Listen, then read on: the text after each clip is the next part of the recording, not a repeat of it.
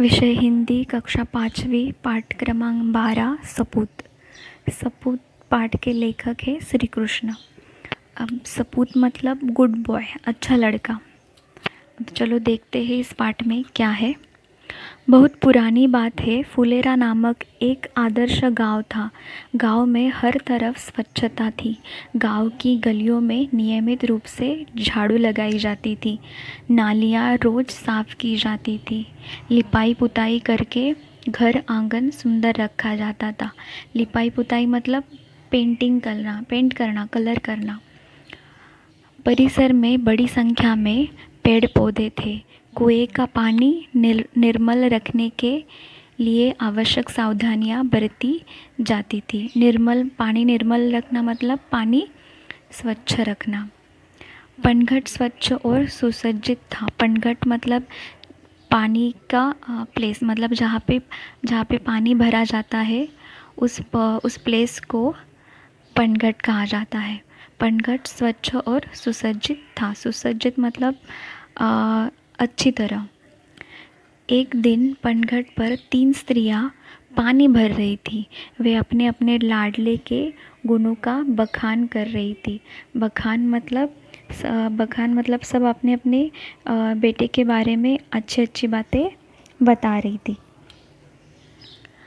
वे अपने अपने लाडले के गुणों का बखान कर रही थी। एक बोली, बहन, मेरा सपूत बड़ा विद्वान है। जब से शहर से पढ़कर आया है, चारों ओर उसकी धूम मची है। धूम मची है मतलब चारों ओर उसकी चर्चा हो रही है, उसके अच्छे गुणों की चर्चा हो रही है। अब यहाँ पे देखिए, पनघट पर मतलब जहाँ पे पानी भरा जाता है वहाँ पे 3 स्त्रियाँ आती है पानी भरने के लिए। तो पानी भरते भरते वो एक दूसरे से बात कर रही होती है। तब पहली स्त्री बोलती है कि जब से मेरा बेटा शहर से पढ़कर आया है, चारों तरफ उसके ही चर्चे हो रहे हैं, मतलब उसके बारे में ही लोग बातें कर रहे हैं। बड़े बड़े ग्रंथ पढ़ लेता है। तो वो स्त्री क्या कहती है, मेरा बेटा क्या करता है, जब से शहर से पढ़कर आया है तब से उसके बारे में अच्छी अच्छी बातें हो रही है और वो बड़े बड़े ग्रंथ भी पढ़ लेता है। ग्रंथ मतलब बुक। आकाश के तारों को देखकर उनके नाम बता देता है। देश विदेश की सभी बातों का उसे पता है। तभी दूसरी ने जोश में झट से आगे बढ़कर कहा।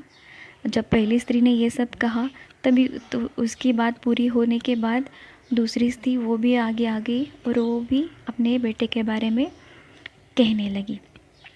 मेरे लाल जैसा बलि तो 5 गाँवों में देखने को भी नहीं मिलेगा। 500 दंड बैठक वह रोज़ सुबह लगाता है। अभी दूसरी स्त्री क्या कहती है, वो कहती है कि मेरा बेटा क्या है, मेरे बेटे जैसा बलि मतलब पहलवान, मेरे बेटे जैसा पहलवान 10-5 गाँव में भी नहीं मिलेगा। वो क्या करता है, हर रोज़ 500 दंड बैठक रोज़ लगाता है। दंड बैठक मतलब सिटअप। अखाड़े में जब ताल ठोककर उतर पड़ता है तो बड़े बड़े पहलवान तक उसका मुकाबला करने से घबराते हैं। अब यहाँ पे देखिए, ताल ठोककर मतलब आत्मविश्वास से, कॉन्फिडेंस से।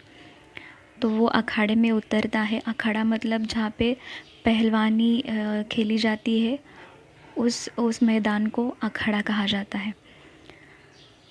तो वो कहती है कि मेरा बेटा जब अखाड़े में उतरता है तो दूसरे पहलवान भी उससे मुकाबला करने से डरते हैं। वह मेरा सपूत है। अब तीसरी स्त्री की बारी थी, पर वह चुप रही। इस पर उन दोनों ने कहा, बहन, तुम चुप क्यों हो? लगता है तुम्हारा लड़का कपूत निकला। कपूत मतलब बैड बॉय। तीसरी स्त्री बिना किसी जोश या गर्व से बोली, बहनों, सपूत या कपूत जैसे शब्द तो मैं नहीं समझती, पर मेरा लाल मेरे लिए बहुत अच्छा है। वह सीधे साधे स्वभाव का साधारण किसान है। दिन भर खेत में जुता रहता है, शाम को घर का काम करता है। आज बहुत कहने सुनने पर वह मेला देखने गया है। अब यहाँ पे देखिए, जब तीसरी स्त्री बोलने लगती है तो वो कहती है कि सपूत या कपूत जैसे शब्द का अर्थ तो मुझे नहीं पता, लेकिन मेरा बेटा, मेरा लाल अच्छा है। वो एकदम सीधा साधा किसान है। वो क्या करता है, दिन भर खेत में काम करता है और घर आने के बाद घर के काम करता है। और बहुत मैंने उसको बहुत कहा, मतलब कहने सुनने पर, मतलब बहुत कहने पर वो मेला देखने गया, इसलिए आज मुझे पानी लाने के लिए आना पड़ा, इसलिए मुझे पानी भरना आना पड़ा। तो उसके बाद देखो, तीनों स्त्रियां अपने अपने सिर पर घड़ा रखकर चल पड़ी। अभी वो 2-4 कदम ही चली थी कि पहली स्त्री का पुत्र आता हुआ दिखाई पड़ा। पास आते ही उसने अपनी माँ से कहा, व्याख्यान देने जा रहा हूँ, भोजन वही करूँगा। व्याख्यान मतलब लेक्चर।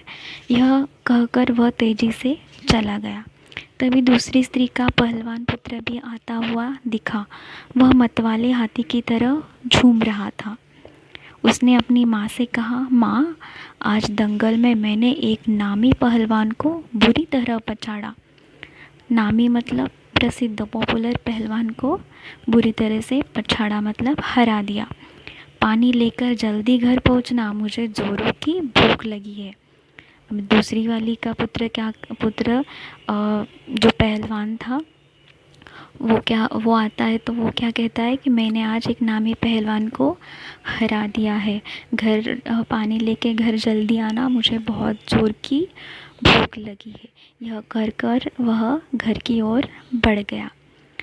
अंत में तीसरी स्त्री का पुत्र भी आ पहुंचा। वह बड़ा ही सीधा साधा था। आते ही उसने अपने माँ के सिर से घड़ा उतारकर अपने सिर पर रख लिया और बोला, माँ, तुम क्यों पानी भरने चली आई? मैं तो आ ही रहा था। माँ से घड़ा लेकर वह उत्साह के साथ घर की ओर चल पड़ा। यह देखकर अन्य दोनों स्त्रियों का सिर संकोच से झुक गया। संकोच मतलब शर्म से झुक गया। उन्हें बोध हो गया था। बोध मतलब उन्हें रियलाइज़ हुआ, बोध हो गया था कि कर्तव्य और सेवा के बिना ज्ञान एवं बल अधूरे हैं। वे समझ गई कि सपूत तो तीसरी स्त्री का बेटा ही है। अब यहाँ पे देखिए, कर्तव्य और सेवा के बिना ज्ञान और एवं बल अधूरे हैं। सिर्फ ज्ञान और बल होने से कुछ नहीं होता। आपको आपका कर्तव्य क्या है ये समझ में आना चाहिए, आपकी सेवा क्या है ये आपको समझ में आनी चाहिए। सिर्फ ज्ञान होने से या फिर मतलब सिर्फ होशियार होने से या फिर सिर्फ ताकतवान होने से कुछ नहीं होता। आपको आपका कर्तव्य भी समझ में आना चाहिए। जैसे ये 3 स्त्रियों में से जो तीसरी स्त्री का लड़का था वो एकदम सीधा साधा था, लेकिन फिर भी उसे अपने माँ के कष्ट नज़र आए, इसलिए उसने अपने माँ के सिर पर जो पानी की कलसी थी, पानी का मटका था, वो अपने सर पे ले लिया और अपनी माँ के सर का बोझ हल्का किया। मतलब ये जो तीसरी स्त्री का लड़का था, सपूत था, इसको उसका कर्तव्य पता था। लेकिन जो दूसरे 2 लड़के थे, एक ज्ञानी था और एक बलवान था, लेकिन फिर भी उनको अपना कर्तव्य नज़र नहीं आया। लेकिन जो तीसरी स्त्री का बेटा था वो एकदम सीधा साधा था, फिर भी उसको अपना कर्तव्य समझ में आया।